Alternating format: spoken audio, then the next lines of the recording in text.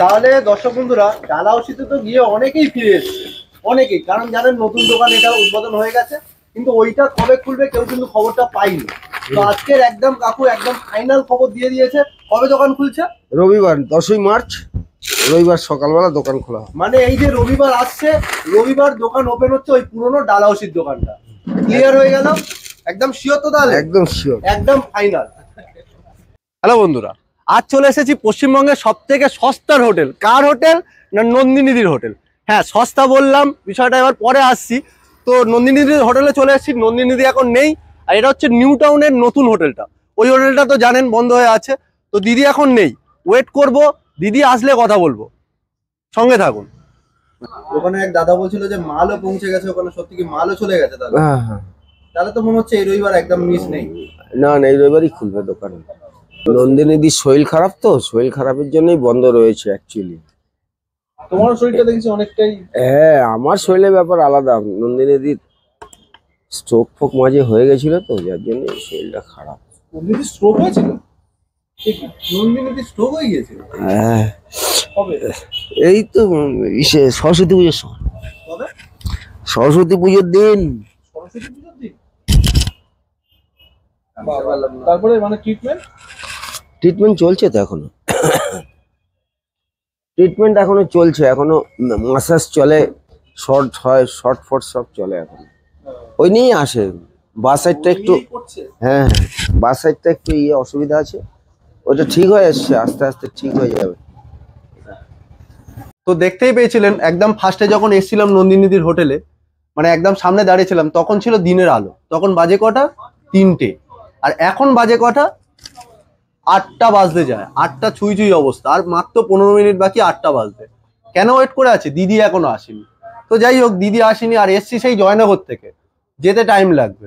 সেই জন্য ভাবলাম দিদির কাছে কষ্ট করে যখন এসছি, তাহলে ভিডিও করে নিয়ে যাবই। আজকের কোনো মিস করবো না ভিডিও করতে। তো অনেকক্ষণ ওয়েট করছি, খিদে তো পাবে। সেই জন্য নন্দিনীদির হোটেল থেকে নিয়ে নিয়েছি 2 পিস রুটি, যার দাম পিস 7 টাকা করে। আর এটা হচ্ছে চিকেন কষা, যার 1 প্লেটের দাম হচ্ছে 50 টাকা। আর আমি নিয়েছি হাফ প্লেট, এতে আছে 1 পিস, সাইজও ভালোই আছে, যার দাম 50 টাকা নিয়েছে। তো হয়তো বিশ্বাস করবেন না, 3টের সময় এসছি আর ভাবলেন তাড়াতাড়ি খেয়ে চলে গেছি। না, সত্যি অনেক দেরি হয়েছে। এখন বাজে 8টা ঘড়ির কাঁটায়, মানে 8টা বাজে 15 মিনিট বাকি। রাতের অন্ধকারও দেখতে পাচ্ছ। দিদি এখনো আসেনি, খুব খিদে পাচ্ছিল, সেই জন্য তো বললাম রুটি নিয়ে নিয়েছি আর মাংস। আর একটা সত্যি কথা বলবো, সত্যি বলতে সব ঠিক আছে, এটা যেন আমি মানতে পারছি না। এটা কি মানতে পারছি না? দামটা 7 টাকা, এটাই একটু যেন গায়ে লাগলো। যাই হোক, মাংস কষাটা এটা হচ্ছে 50 টাকা হাফ প্লেট, 1 পিস থাকছে। আর যদি ফুল নাও তাহলে হচ্ছে ওটার দাম 100। কি করবো, ওয়েট করতে হবে যখন, এবার খেয়ে নেওয়ার পালা, খেয়ে নি। এত দাম কেন? কি মনে হচ্ছে এত দামের? এটা দিদি কথা বলতে হবে, কারণ যখনই যা কথা বলছি কাকু তো কোনো রিপ্লাই করছে না। কাকু বলছে মালিক দিদি, তো দিদির সাথেই এইসব নিয়ে কথা বলবো। এখন তো কিছু বলবো না, কারণ দিদি এখন নেই। দিদি এলে সব কথা বলবো, দিদি আসুক, এলে সবকিছু জিজ্ঞেস করবো। রুটির দামটা এত দাম?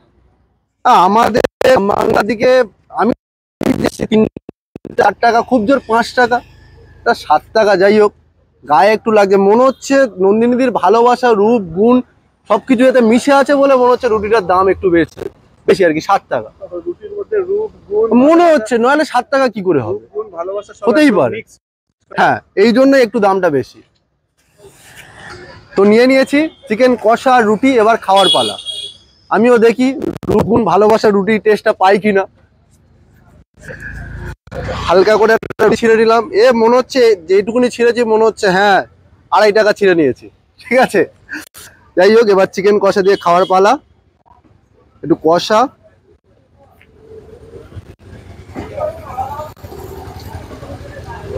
আমার মনে হচ্ছে চিকেন কষাটা একদম পারফেক্ট। আর রুটিটা আমাদের ওদিকে হালকা একটু পাতলা হয়, বাট এখানে দেখছি একটু মোটা ভাব আছে। জানি না এর জন্য দাম বেশি কিনা, কিন্তু আমার মনে হয় না এটার জন্য নয়, রূপগুণ ভালোবাসায় মিশে আছে বলে দামটা এত। তো মাংস ঠিক আছে, বাট রুটিটা একটু মোটা মোটা লাগলো। রুটিটা একটু বেশি লাগলো দামটা, কিন্তু চিকেনের পিস খুব একটা খারাপ না, ভালোই সাইজ আছে। তো সেই অনুযায়ী 2 পিস 100 টাকা দাম, ঠিক আছে। টেস্টটাও খুব ভালো লাগলো।